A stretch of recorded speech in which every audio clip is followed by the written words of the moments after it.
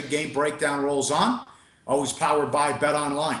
BYU and LSU Saturday night, 9:30 on the East Coast on ESPN. Site change. BYU LSU from the Superdome in New Orleans. LSU is 14.5, 47 the total at BetOnline.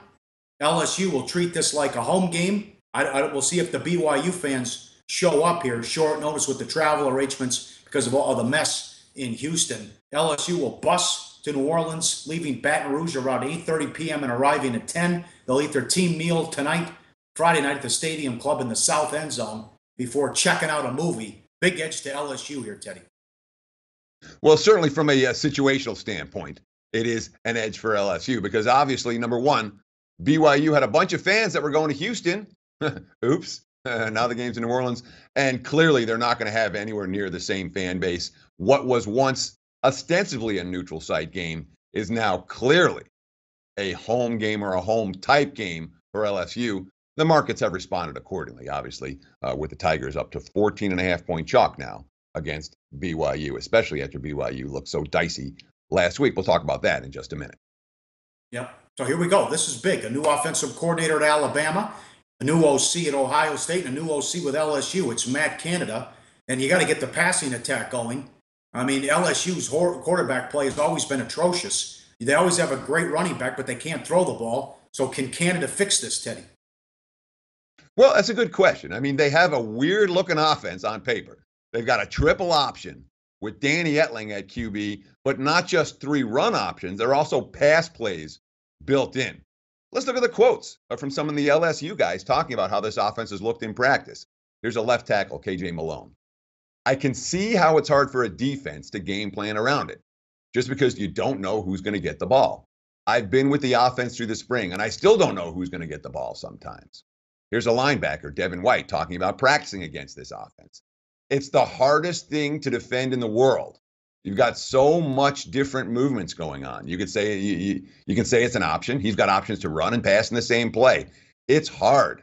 They know what they're doing, but I don't know what they're doing. That's the glory of it. So this is a BYU team that has no film on this offense, really doesn't have a lot to go with.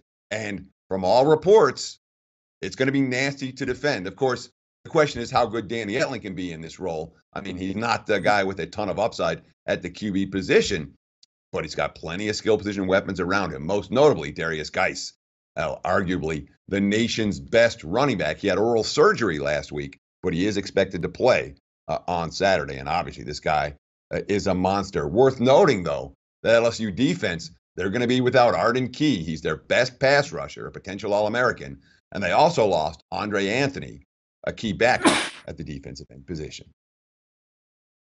You struggled on offense last year with Ty Detmer, the OC, and then they struggled to start the season against Portland State. You could say they were looking ahead to the game, which I understand, but they only had 13 first downs and won 20-6. Sataki, the head coach, obviously I wish we could have played differently and not made so many mistakes. I know what our coaches are capable of and what our players are capable of. If we had played our best game and the same result would have happened, I would have been grateful for the win, but a little nervous about how good we are. Mangum, the quarterback, has an NFL arm, but you worry if there's enough weapons around the field to move the ball and to be able to light it up against LSU. This is tough, too. They go LSU, Utah, and Wisconsin back to back to back, Teddy. It's a brutal schedule. And BYU's done this before, and they've done very well in this underdog role against some of these elite Power 5 conference schools. We saw them do it last year and have success and play all of these wild, tight games that came down to the wire. Okay, you have a quarterback with an NFL arm.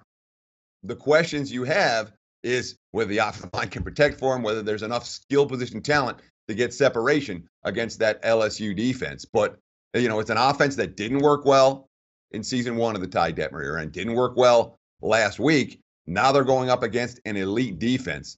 Mangum's got to make some plays this week if BYU's going to hang around and if this game's going to get enough points to get up and over the total. We'll get back to this one when it comes to play of the day time.